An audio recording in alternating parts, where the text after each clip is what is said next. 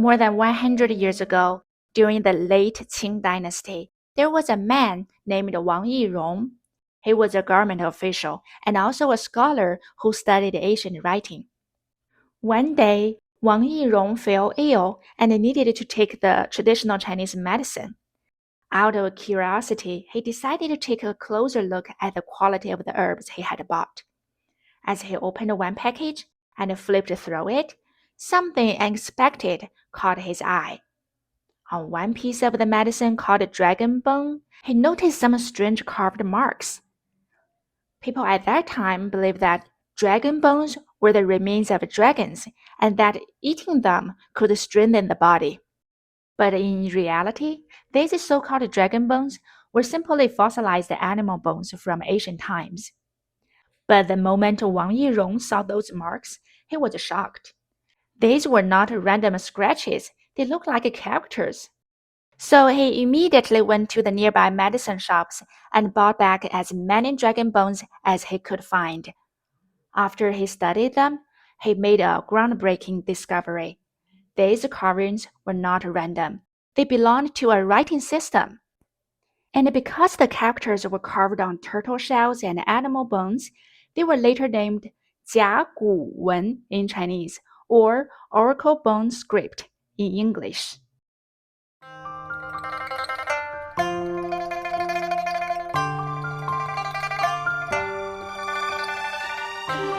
The oracle bone script comes from Shang Dynasty, also known as the Yin Shang period. This was a time when people strongly believed in divination. Kings and nobles wanted answers to everything: weather, harvests, sacrifices, wars, and even daily life decisions. To predict the future, they turned to divination. But how did they do? They chose turtle shells and sometimes animal shoulder blades to divine the future. The process was quite complicated. First, they would cut off the turtle's belly shell. Then they polished the surface until it was smooth. After that, they drilled deep round holes on it.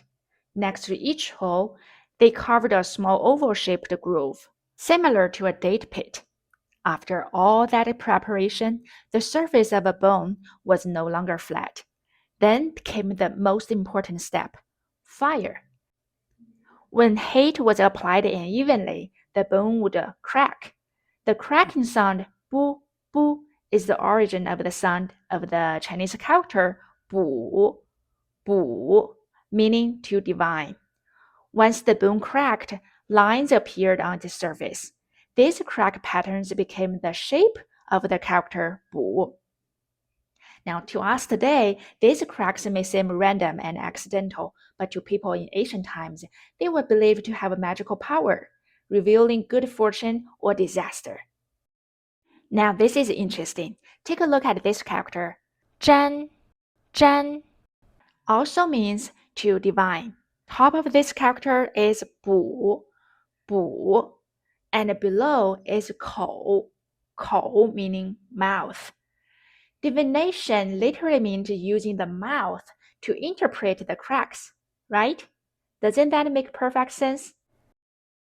Okay, for each divination, people recorded everything on the bones: the date, the people involved, the question asked, the result, and whether the prediction came true.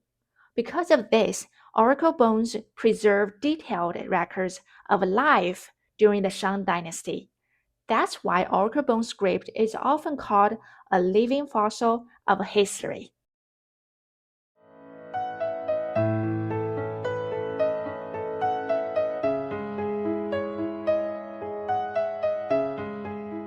The first major feature is that they are highly pictographic. What does that mean? It means the characters closely resemble the things they represent. Look at this image. It shows a face made entirely from oracle bone characters. You can see the eyes. This is the eye. Mu, mu. It was originally a drawing of an eye. If you rotate it 90 degrees, it looks surprisingly similar to the modern character mu, mu. Okay, and this is a kou, as we said before, meaning mouth. it looks almost the same today. And on both sides of the face are the ears. Over time, these shapes evolved into the modern character R.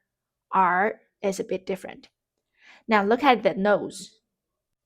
This character is 字, 字. Later, its meaning gradually changed to self, self. Now think about it. When you point to yourself, don't you usually point to your nose? Yeah, that's actually make a lot of sense, right? Later on, the nose itself came to be written as this one.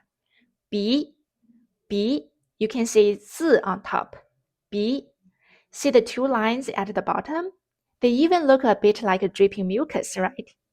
It's more complex, but also very memorable. Okay, eyes, ears, mouth, and nose. When you put them together, you can get the image of a handsome man from the Qing Dynasty. Just kidding. The second feature of oracle bone script is a hard and angular and bony appearance. This is because the characters were carved with knives on hard surfaces like bones and shells. Unlike brushes, knives can't easily create smooth carved lines, right? And the third feature is that the structure of characters varies greatly. The same character often appears in multiple forms. Now, this is an example. 龟, 龟 means turtle. These three oracle bone forms all represent a turtle, drawing from different angles. This kind of a variation is very common in oracle bone script. It shows that this writing system was still developing and had not yet become fully standardized.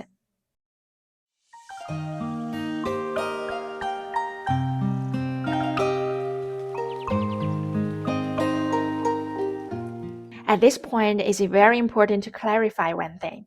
Oracle bone script is not the same as pictographs. Even though they are highly pictographic, not all oracle bone characters are pictographs. Besides pictographs, oracle bone script also includes other character types, such as simple and compound ideograms. If you are very interested in pictographs and you want to see more, you can click this link to one of my previous videos. I put link here. Okay, although the number of oracle bone characters is limited and many of their shapes change significantly over time, oracle bone scripts still plays an important role in helping us understand Chinese characters, remember them, and appreciate their beauty. Alright, that's all for today. Thanks for watching and see you next time.